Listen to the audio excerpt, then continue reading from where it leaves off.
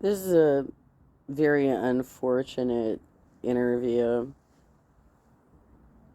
Um, it's a very unfortunate interview because he didn't need to drag himself into it. He was far enough away that it's not like the cops were looking at this guy or anything.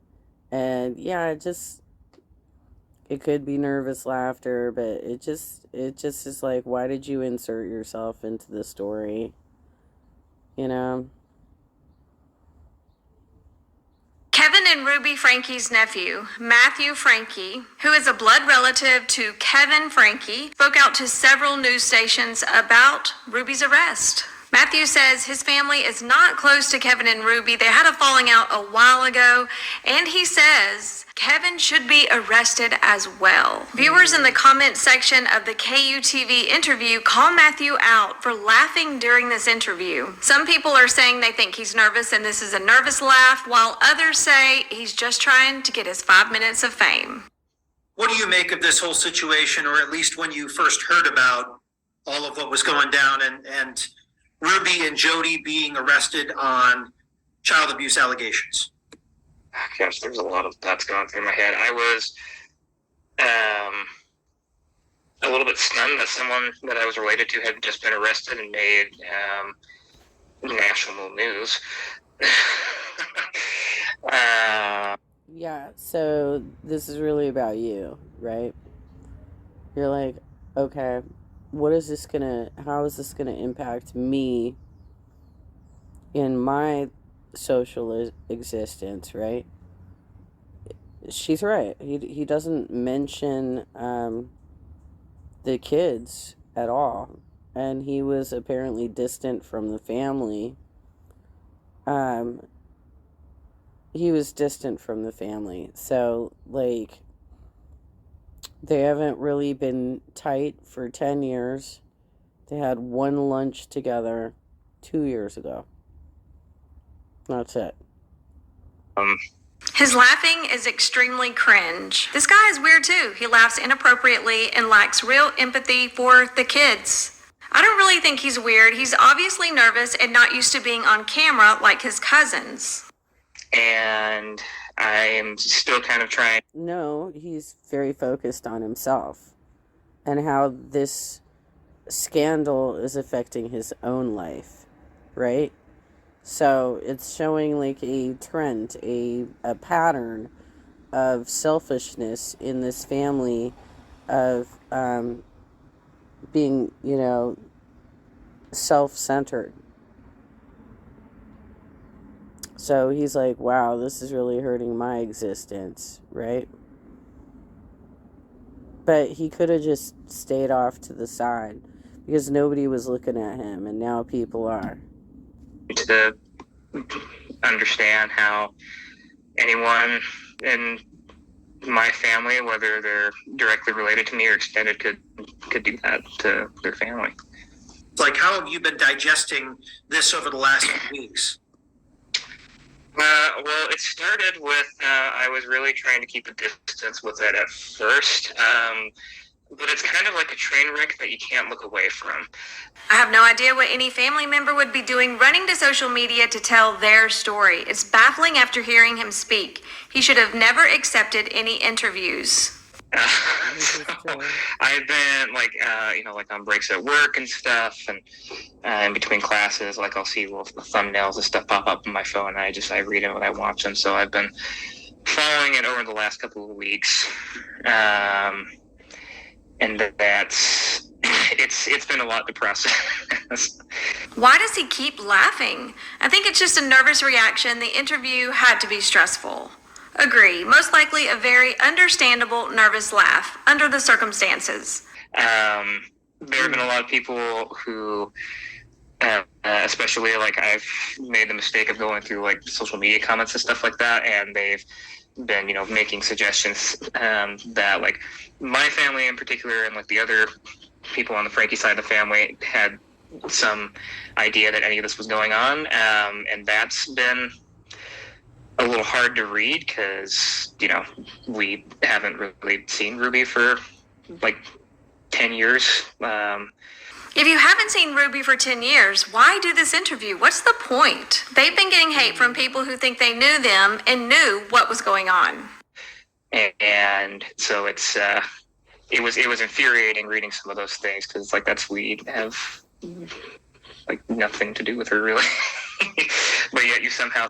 Honestly, I think this particular interview and the other slice that she's going to give you with Kevin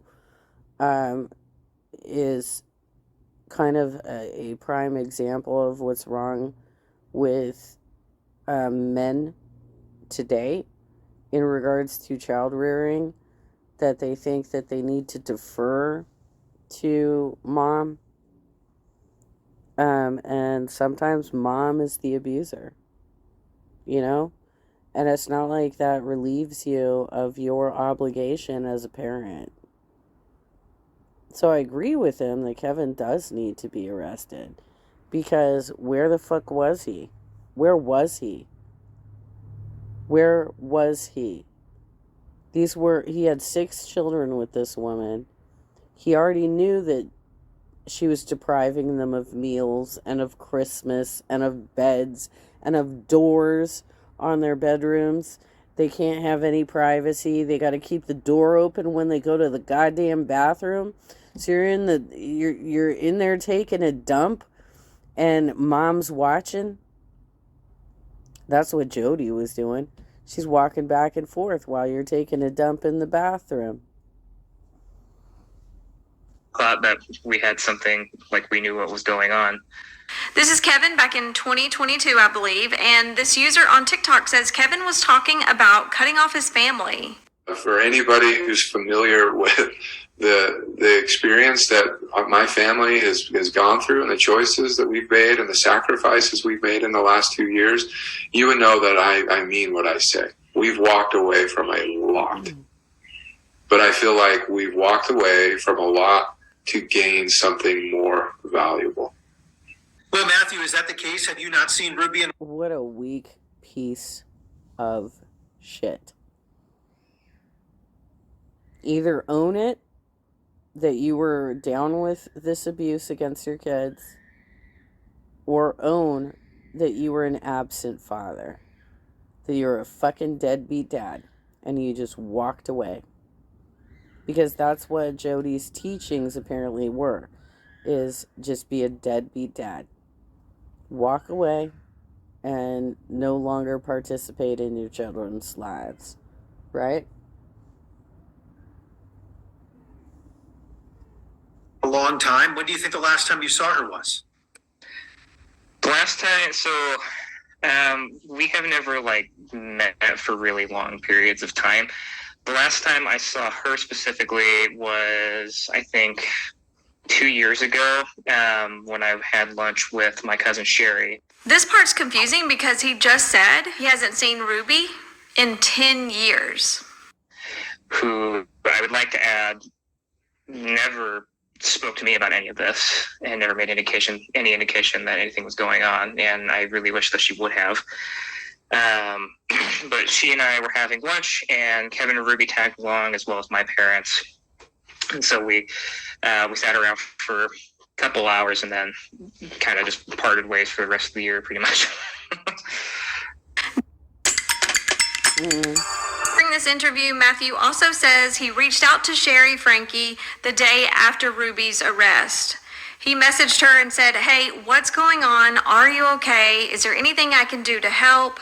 But Sherry never responded to the messages. Matthew says he hopes to hear from Sherry soon. What has the hardest part about all of this been for you? Has it been the messages towards your family? Has it been those perceptions? I mean, what have been the difficulties that have come with all of this for you as I'd say, distant family member to Ruby in this situation? Yeah, that's a good point. I think a lot of that perception has kind of been the difficult part for me. Obviously I'm really concerned about, because I've been thinking back on memories where we have seen them at The difficult part for me. Are you ever going to bring up the fact that these kids were being abused and kept in bondage. Like, you're a distant family member, and all you're doing at this point is getting on who knows what broadcast that is, because the guy's got his laptop right in front of him and stuff, so it's like very low key, right? But I'm sorry, as a mother, like, shut the fuck up. Stay the hell away from the situation if you don't know what's happening. You're like, oh no, this is embarrassing me? This is embarrassing me. It's not your fucking problem, dude. Nobody was looking at you. Christmas family reunions and stuff, trying to think, like, was there anything that I could have seen that could have suggested anything like that was going on? But a lot of those misconceptions and stuff have been kind of hard to deal with, just because it's now because people are recognizing my name now around school and work. Right. So I'm kind of a little nervous about introducing myself, because like I don't really have any affiliation with them. And that's part of why I'm talking to you today, and why I talked to Inside Edition is because I want to clear the air on that. This guy wants his 5 minutes of fame. What was the point of interviewing this young man? Did he approach the news station, or did they approach him? Regardless, it just came across as someone looking for his 15 seconds of fame. Also, trying to clear his name by association. He's trying to clear his name. His family has been getting a lot of hate because of their relation to Ruby. I don't think that's someone looking for fame. As far as I'm aware, the Franke side of the family has had really limited contact with Ruby and Kevin. My family specifically, we had kind of a falling out around when I was born. Ruby was really critical of my mom when one of my siblings was going through cancer, and she obviously wasn't, she didn't receive that very well, and so that kind of distanced us a bit. And I think some of that kind of stuff also distanced them from some of the other Frankies as well. That and Kevin, to my understanding, not really reaching out to them particularly often either. It sounds like Kevin's side of the family was cut off long before Ruby cut off her side of the family. Matthew also says he's never met Ruby's side of the family, but he thinks his dad might have, or some of his dad's brothers might have met Ruby's family at some. Well, it's pretty clear that Ruby was the alpha in that relationship. Otherwise, this shit wouldn't have happened. Because Kevin was constantly deferring to her. Allowing her to do whatever sort of discipline she wanted to do. And even getting to the point of saying, oh yes, honey, I need to stay away from you for a long time, and I can't be around the children and stuff. Like, that's so crazy. I couldn't even imagine being in a relationship with such a beta. Wow. Some point in time. Well, I mean, for anyone who thinks that what Ruby did was typical, Mormon behavior, it's not. That's, as someone who was a member, that's not even something that the church would even consider. And I don't know why any church would.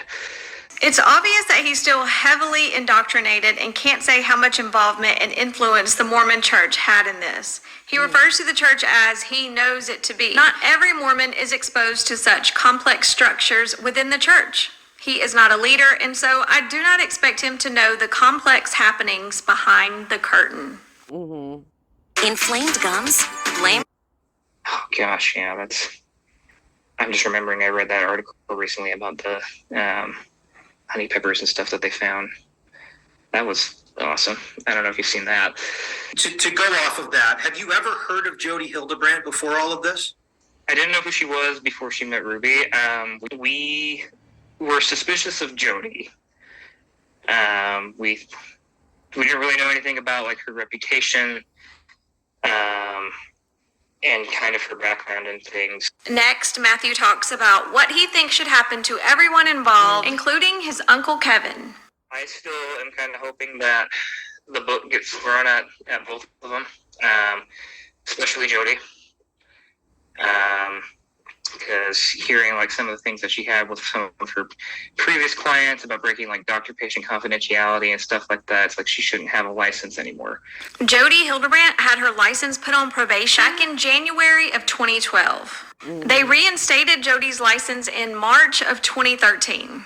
And this was due to Adam Paulsteed coming forward and making a case against Jody. I have referenced Adam's story many times. He went on the Mormon Stories podcast and told his story. It was a 5-hour-long podcast, and that podcast had to be removed from YouTube due to a court order. And for starting this, which is shameful. It's absolutely shameful that they're trying to silence Adam Paulsteed. And I imagine that probably means that, first of all, I don't think these two ladies have public defenders, right? They are probably getting funded by the Mormon Church or something. I'm making an assumption here, allegedly. But why would you be attacking the victims like that?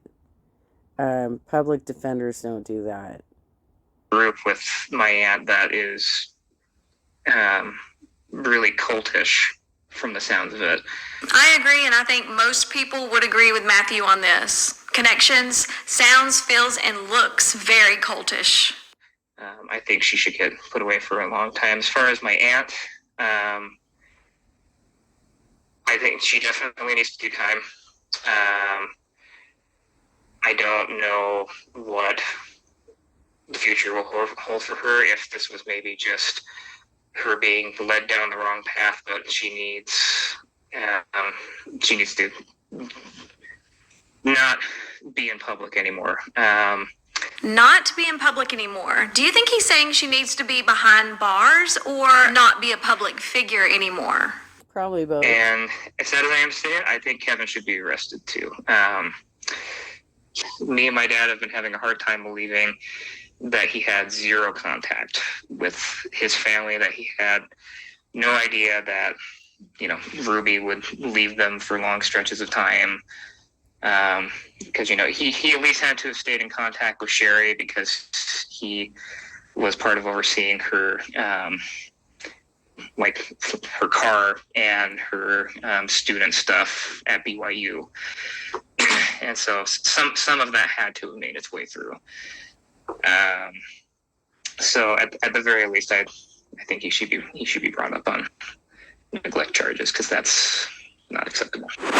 A little while later, Matthew does an interview with News Nation, and he addresses his nervous laugh. First of all, I kind of want to open by saying I'm a little bit nervous. So if I laugh or I chuckle in places where it seems a little bit odd, that's why. I do believe Matthew started this interview out by acknowledging his nervous laughter because of the feedback he received in the comment section of previous videos. I do believe Matthew. I do believe he was laughing because he was nervous. Some people laugh to cope with certain situations. But I also see the other side of it, and I understand how some viewers felt it was off-putting. But what do you think about Matthew's interview? Do you think he was just trying to get his 5 minutes of fame? Leave a comment. Yeah, I don't think it was appropriate for him to weigh in. Because if he was that distant from the family, he doesn't know what's happening.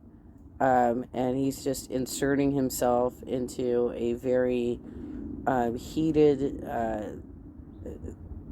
court case in which he didn't mention anything about the two children that were actually roped down to the floor in bondage, had bone-deep lacerations that were having honey and cayenne pepper poured on them. So he should have stayed out of it. I don't know what he's hoping to accomplish here. If he thinks that, the people around his college and stuff are making fun of him because his last name's Franke. You know, I know people with the last name of Trump that have no relation, and they've done just fine by being like, look, I'm not directly related. Nothing to do with this bullshit. And they're progressive organizers, you know? They were Bernie organizers and stuff. So it's not like just because you have a certain last name, it like ruins you. So yeah, I feel like this guy is trying to get his 5 minutes of fame. But at the same time, he's unqualified to actually speak about the subject because he wasn't close enough to what was actually happening. So he can't be like, I did X, Y, Z to try and protect these kids. He can't say that. He's like, I don't know. I haven't been in touch with them in like 10 years. We only had one lunch together 2 years ago.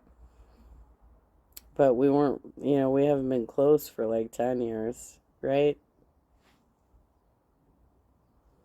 It's amazing, like, what people will put online. All the, just put themselves out there like that. And then, or like put out misinformation, disparaging comments about other people without actually having any facts or basis for what they're doing.